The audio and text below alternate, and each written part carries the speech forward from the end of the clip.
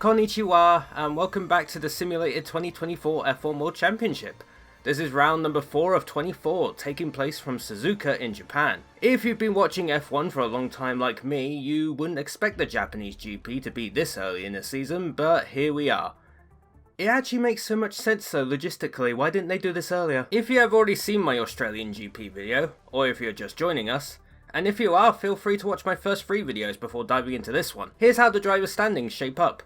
We have Sergio Perez leading the way again with 44 points, followed by Yuki Tsunoda in the Visa credit card team. We had the two Brits of Hamilton and Norris occupying 3rd and 4th, followed by Alonso. Verstappen is in 6th after suffering his second engine failure in 3 races, closely followed by the appendixless Sainz. Albon is outperforming his Williams in 8th, Leclerc is in 9th, and George Russell rounds up the top 10. As for the constructors, Red Bull are still on top with 69 points, nice, followed by Ferrari and Mercedes, who are tied on 41 points. RB are 1 point behind in 4th, followed by McLaren, who finally got their season going last time out. Alonso is still carrying Aston Martin in 6th, with Williams in 7th, Alpine and Haas are tied for 8th, and Kik Sauber occupy the final spot in 10th. Compared to the actual standings, Verstappen still holds the top spot, despite his right rear brake deciding to be a time bomb, with Leclerc breaking the Red Bull 1-2 in 2nd, with Perez slipping to 3rd. Sainz is in 4th after using his lack of appendix to his advantage to win the Australian GP, with Piastri holding on to 5th. His teammate Norris is 1 point behind in 6th, Russell is in 7th, followed by the two Astons of Alonso and Stroll, with Hamilton rounding off the top 10. Seeing Stroll ahead of Hamilton is giving me serious whiplash, I swear. As for the constructors, Red Bull lead with 97 points, closely followed by Ferrari with 93. McLaren lead the Works Mercedes team by nearly 30 points in 3rd, with Aston Martin only 1 point behind Mercedes. RB move up to 6th with Tsunoda's points finish, with Haas slipping to 7th despite getting double points down under. Williams, Sauber and Alpine are still to get on the board. Now we will find out who we will be racing as for the Japanese Grand Prix. Norris has been removed from the wheel, so we have 17 drivers left. Let's see who we will race as at Suzuka.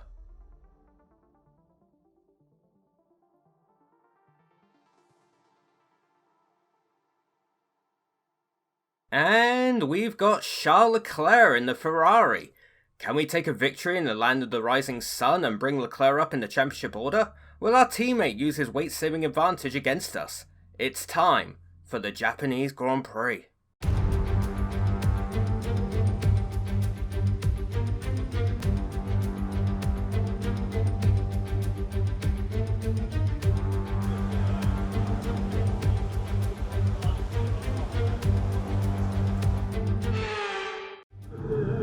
Oh dear, we got our first session of the season where it's raining. Oh good lord, I have not driven in the rain on this game in a very long time. But we deal with the hand we've been dealt, so here we go on our first flying lap of Q1 here. Can we actually make it out of Q1 this time? We actually haven't made it out of Q1 in the last couple of races. And the rain's probably not going to help with that, but we're doing pretty well here, going for the lap for the end of the first sector. Oh, the rear end steps out there. You can tell my inexperience of the wet weather conditions there. We skip to the end of the lap here because nothing else much happened, but we still do set the fastest time of the session so far with a 1:38.1. However, I'm not really too impressed with that as we come up to Logan Sargent going very slowly. That's kind of interesting. I would assume he thought I was still on a flying lap. But anyway, I wasn't really too impressed with that lap, so I'm going to try and do it again. Do another lap, but I kind of messed up there coming out the last corner, so we're already off on the back foot here. But hey, we can still make up time if we get around that one corner properly. But I go too deep into turn 1, and that's pretty much the end of my Q1 session there. So, I give up on the lap, but it doesn't matter. Our first lap time was good enough for fastest of the session by 3.5 tenths, funnily enough. So we actually make it out of Q1 for once. And we lost in Q1. Valtteri Bottas, Lance Stroll, Carlos Sainz in the Ferrari, the big shock of Q1 there. Logan Sargent in 19th and Kevin Magnussen is in 20th. So yeah, Carlos Sainz, the big shock there. Our teammate in the Ferrari is out in Q1. But we finally made it to Q2 the first time in 3 races. And as we go to Q2, I make the same mistake there pretty much I did in the freaking last lap. But We do set at the fast lap time of 1:37.5. I figured that's good enough to get us into Q3, which it is, by half a second from Alonso. So we've actually finally made it into Q3 after 3 races, and we've lost from Q2. Albon, Daniel Ricciardo, Esteban Ocon, Max Verstappen in the Red Bull. The biggest shock of the qualifying session so far is only in 14th place, and Hulkenberg is in 15th. But yeah, Max Verstappen out in Q2. When was the last time we've seen that in F1? I guess Saudi Arabia last year? No, Singapore last year. He got knocked out by Lawson. That's what happened. But anyway, we're in Q3. This is our first attempt in Q3. Spoiler alert, there is another attempt later. And yeah, I just left a full lap in because why not? Going through the S section of Sector 1. I do love this section even though I'm terrible at it on this game. Very bad. A little bit wig, a little bit squirrely coming out that corner there. Same mistake I did in Q1 again and again. Going out of the end of Sector 1 now. I do the same thing as I did in Q1. But, you know, we deal with the hand we're dealt. We carry on with the lap. Going into the hairpin here. Hopefully we can make up a bit of time. Oscar Piastri sits at 1:39.1. Fastest time of the day, but he's also the first to set a lap time, so I'm sure that lap time is going to come tumbling down as more people go across the line. Sure enough, we've got Perez with 1:38.4, which is now the fastest time of the session so far. As we come out at the spoon curve down there, heading towards 1:30R, the end of Sector 2, beginning of Sector 3. Fernando Alonso sets a faster time, he sets a 1:38.078. As we head through 1:30R, this did set a purple Sector 2, so hopefully we can make up for the mistakes we made in Sector 1. Going through the final chicane, heading out to the final chicane. Yuki Tsunoda sets a 1:37.5, that's a heck of a lap time. But we just beat it with a 1:37.360. But again, we did make that mistake in Sector 1 again. So I decide, near the end of the session, I'll go out again, try one more time to get a faster lap time. Going into the first corner here, I do make up some time. Unfortunately though, going into the S corner, I kind of mess up there immediately and go way too deep into that right-hander, and I abort the lap. Fine, complete. Let's review our top 3 today. Leclerc, Tsunoda and Pierre Gasly. Well, that wraps up qualifying, but don't worry, we'll be back tomorrow as we head into the Grand Prix. It doesn't matter though, because we still ended up getting pole position. Our first pole position since the Bahrain GP. Very good stuff. We only did it by 1.5 attempts because of that mistake in Sector 1, but that's fine. We got Yuki Tsunoda in P2, Gasly in P3. Norris and Hamilton 4th and 5th. The Brits lining up, 2 Brits lining up Linus Stern there. Zhou Guanyu is 6th in the Kick Sauber. Very good result for him. Alonso down in 7th. Piastri is 8th. Russell is 9th. And Perez only 10th in the other Red Bull. Red Bull having a bit of a mare this qualifying session. But qualifying's over. It's time for the Japanese GP. Welcome to one of this year's most challenging races, where the combination of high speed and complex corners make this one of the drivers' favourite tracks. It's time for the Japanese Grand Prix.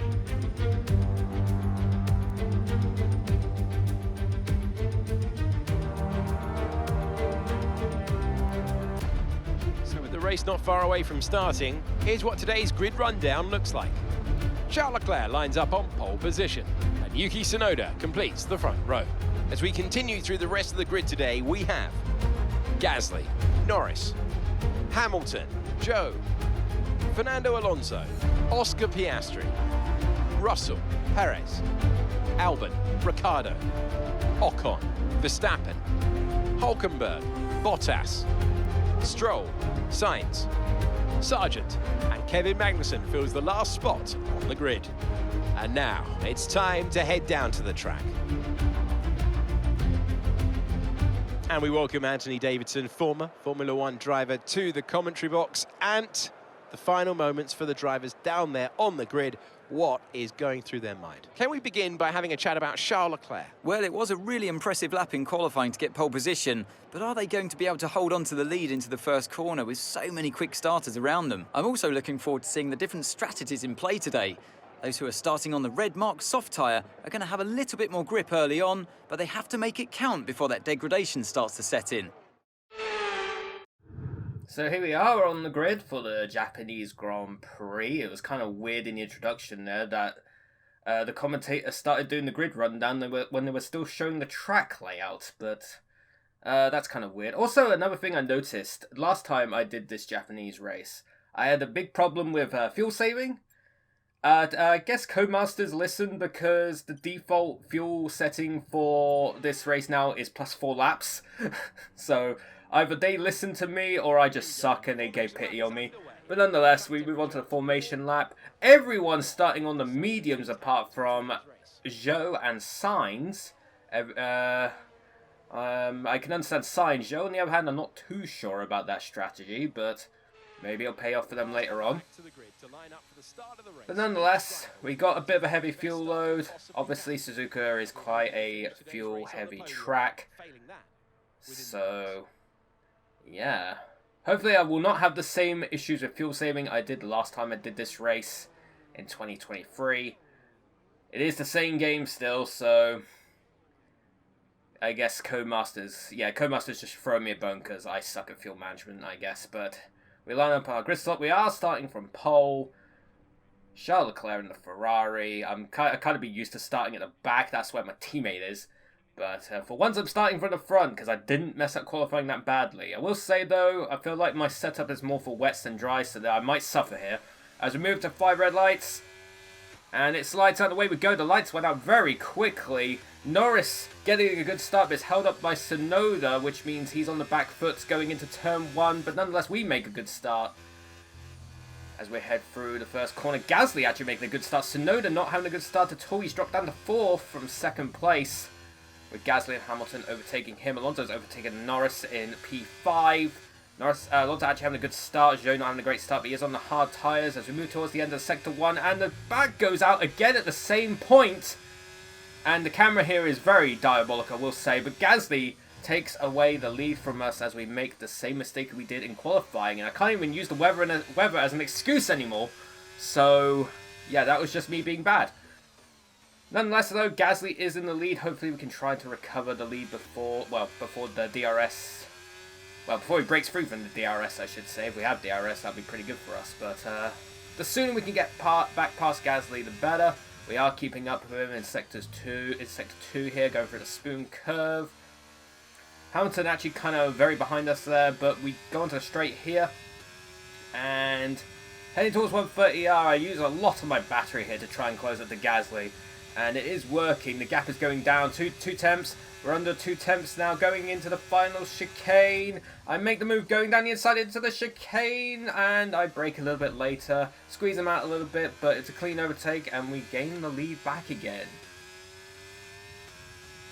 And no DRS means that Gasly can't use the DRS to home back in on us as we take on the lead there. Moving on to lap 7, not really much happened in between that time. We got Russell here in P9, trying to overtake Piastri, going down the inside of 130R. This is going to be a brave move. Oh, they're still side by side. Oh, they're giving each other the perfect amount of room. Piastri on the inside going into the chicane. I don't even know who's going to have the DRS going down the straight. I think it might be Piastri as Russell makes the move done. But I believe Piastri does get DRS again going down the main straight, so he does challenge again. He goes on the outside this time as Russell covers off the inside going into turn 1. And Piastri actually making the move stick, maybe. Russell's keeping his nose in, but Piastri has a lot more traction coming out of the corner, and Piastri gets the position back. Piastri with the move of the race last time out, still making some very solid moves in Japan as well. As we move on to the end of lap 9, going into lap 10. We got Gasly right behind us at this point. He now has the DRS. We got the slipstream. He's got the slipstream coming down the main straight. I try covering off the inside, but it's too late. He goes down the inside and he makes the move going into turn 1. But I make the switch back going into turn 2. And I take the lead right back from him again. I'm amazed I didn't damage my car there, but nonetheless, We are back in the lead with a nice switchback maneuver. But Gasly is going to give up that easily as we get a little bit squirrely coming out the spoon curve, heading down the straight towards 130R. We got Gasly right behind us again. I tried to cover him off. He tries looking down the inside into 130R. We still make the move. He hits the curb, which slows him down a little bit. But I keep the move, and he doesn't make an attempt on the last chicane either. As we move on to the straight here, and we scroll back to see Alonso and Tsunoda battling for 4th and 5th. Tsunoda getting a good run out of the final chicane. He's got the DRS. He's going to do the same move that Piastri did into turn 1 potentially. Oh, he goes very wide there, but yeah, going wide, going to turn 1 cost him the chance to overtake Alonso. Alonso holds on to 4th for the time being. As we move on to lap 18, we've got the two McLarens here of Norris and Piastri. Piastri actually the faster McLaren at the moment as he gets past Norris going into 130R around the outside. Piastri is very brave here. He's been very brave this race and last race as well, making these moves as he takes the inside into the last chicane and makes the move stick. He's now up to P7. Norris not looking too well in this first stage as Norris actually is getting overtaken by Perez. He's losing 2 places within the space of like a sector. As Perez is on the inside, and Perez is now up to 8th. Norris down to 9th. Norris not having a good time in this opening stage of the race. Piastri clearly the faster McLaren at this point in time, as we see Alonso here at the end of lap 19 going to lap 20. Hopefully making a move on Hamilton, but what is this? The yellow flag is out. Alonso is slowing down. Looks like Alonso has a problem with his car. He's going to pull off to the side of the road. Breaks the polystyrene board. I don't know why. That was a little aggressive from him. But Alonso becomes our first retirement of the Japanese Grand Prix due to an engine failure. Unfortunate for him. The defending simulated champion is out of round 4. As we move on to lap 24. The end of lap 24, we head into the pits here for our one and only pit stop. We move from the mediums to the hards because I was not confident of the soft tyres lasting for as long as the strategy gave me. In fact, the engineer actually gave me the option to go to hards because I guess he felt the same way. The mediums wore off too quickly, I think, and the softs would have only been worse. So we move on to hards for the rest of the race. I'm looking for short-term pain, but long-term gain here, because I know everyone else is going to go to softs, and they will be faster, but hopefully the softs wear off before the end of the race, and we can hold on to the lead when the time comes, as we move on to the pair of Magnussen and Stroll here, who are on very warm mediums, and me with my new hards means I have a lot of traction going around the outside of the corner. I go a little bit wide there, but I keep my nose in it as we go to the inside of Degner 1.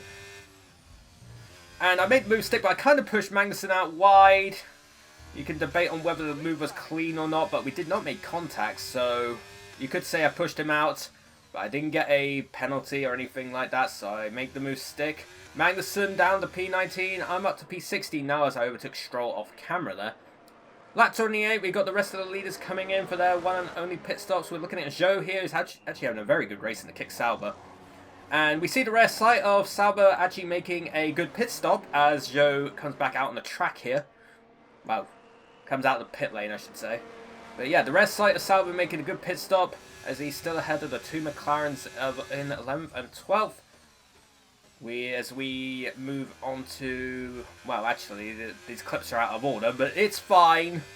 It's fine, they're all in the pits anyway. I guess this happened at the same time they all pitted as I move past Hulkenberg here. But Hulkenberg, with some good straight line speed, keeps his nose in, but I had the inside going into turn 1. We nearly make contact as I nearly lose the rear end there, but I moved past Hulkenberg. I'm up to P8 now, but everyone else in front of me still has to pit. So I'm not too worried as we move on to the end of this lap here. We've got Carlos Sainz in front of us. Carlos Sainz still has to pit. I do a little bit of a lunge actually going down the inside of the chicane there, but Sainz gives me enough room considering that we're on different strategies. And I move up, and everyone else in front of me ends up pitting. I set the fastest lap again, and I actually end up making a lot of time out in front. The undercut very powerful around Suzuka here. as I regain the lead on lap 29. I have about a 9 to 10 second lead, although I have a feeling that's going to diminish as we see Gasly in P3 here, who was hounding us for the first part of the race, but he's also slowing down, and Gasly from potential podium is out of the Japanese Grand Prix. Alpine continues. Such a shame for Gasly, he was doing so well. As we see Magnussen, who we kind of forced off the road earlier, battling with Logan Sargent for basically the last of the classified spots at the moment. And, wow, around goes Magnussen, and his race gets even worse, as he is now definitely going to finish in last unless something miraculous happens in front of him. But I guess that just sums up his race, really, just fighting at the back. It's better than him DNFing the last 2 races, but, you know, it's not much better. As we see Verstappen here, who's actually down in P12, battling away with Ocon for P11. Makes the move stick there, and he's nearly back in the points. Kind of expecting more from Verstappen. He only started P14, but nonetheless, he is making his way up slowly but surely as we see Ocon now under attack from Bottas. I guess we want to see how that goes as we move on to lap 38. We can see now that Hamilton's actually caught up to us along with Tsunoda. Those soft tyres giving them a big advantage at this stage of the race. But again, short-term pain, long-term gain is my plan at the moment as we head down the main straight here. Hamilton has the DRS. Tsunoda also has the DRS. I cover off the inside. Hamilton tries to look around the outside, but I cover him off on the inside. He slows down. He runs wide, though, which gives Tsunoda a sniff. And he actually goes down the inside into turn 2.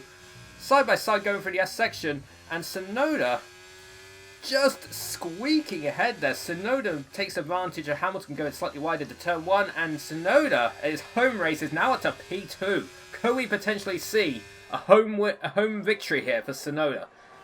As we see Verstappen moving past Lando Norris on lap 43. Verstappen now back in the points, as he should be. I'm sure he expects to be much higher, but any point is a point. As he moves up to P10. Norris now out of the points-paying positions. As we see the other McLaren of Piastri actually making a move on Zhou Guanyu on lap 44 to take P4. He is very close now to potentially getting a podium. But all credit to Zhou, he's having a very good race here. He's up to P5. Doing wonders for the Kick Sauber team here and hopefully getting them some good points. As we see our current championship leader, Sergio Perez, who's kind of been a bit anonymous this race. But Perez is battling away with Ricciardo, who really wants to take his seat, but probably isn't going to at this point. But Ricciardo does make the move going into the last chicane. And Ricciardo moves up to P7. But Perez, I believe, had the DRS. So Perez goes down the inside on the main straight. By the inside line going to turn 1. And Perez takes the position back from Ricciardo. Them two pretty much battling for that seat there. In the simulated world, in the real world, probably not so much for Ricciardo. As we skip to the final lap here, we got Tsunoda in second, but we have held off Tsunoda. Again, short-term pain, long-term gain. Our hard tyres ended up being the right choice in the end. As we go into the final chicane for one last time, we come out the corner, and it's going to be Charles Leclerc who denies Tsunoda a home victory here and wins the Japanese Grand Prix. But I'm sure the Japanese fans will be happy to see a Japanese driver on the podium, with Tsunoda finishing second and Hamilton rounding off the podium places.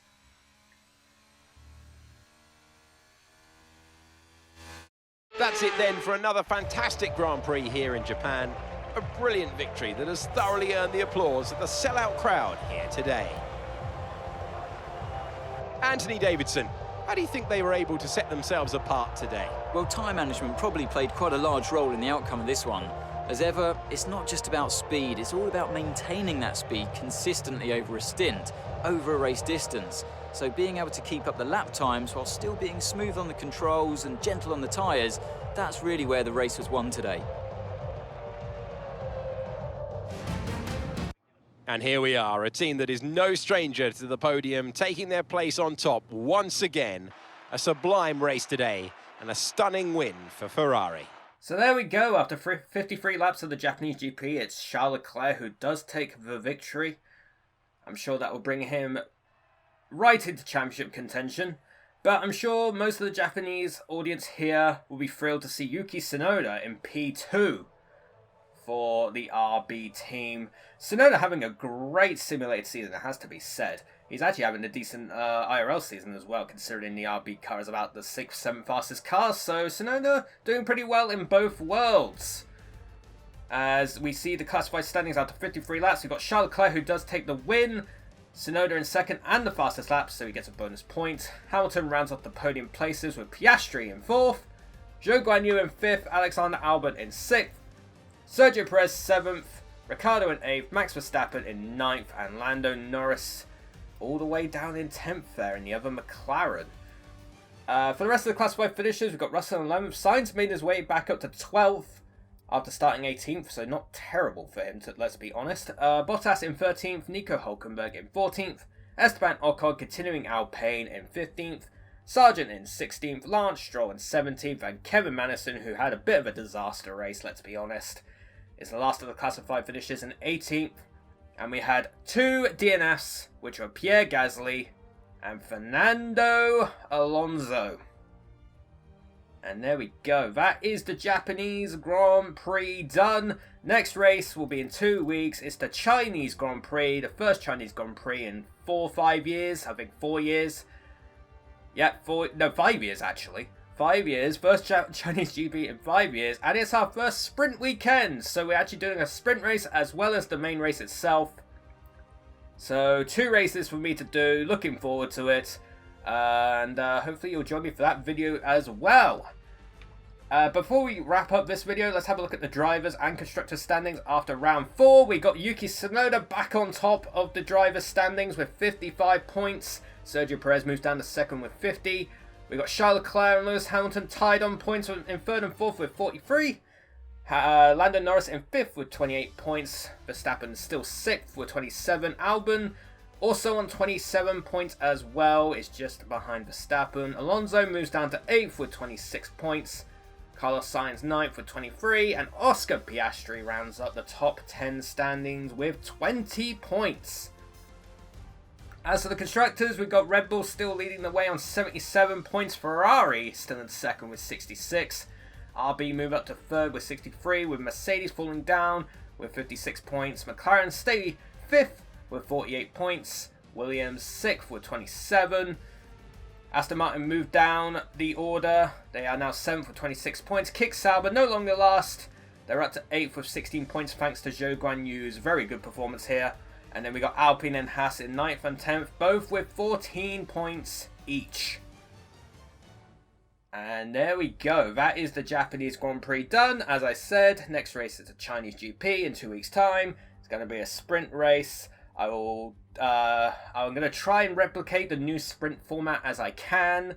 I have an idea on how to do it. I will explain in that video because that makes the most sense. But yeah, we got a sprint race and the main race in China. First Chinese GP in 5 years. I'm looking forward to doing that. And yeah, hopefully you enjoyed this race as well. And give me a like, give me a subscribe if you do. And hopefully I'll see you all next time.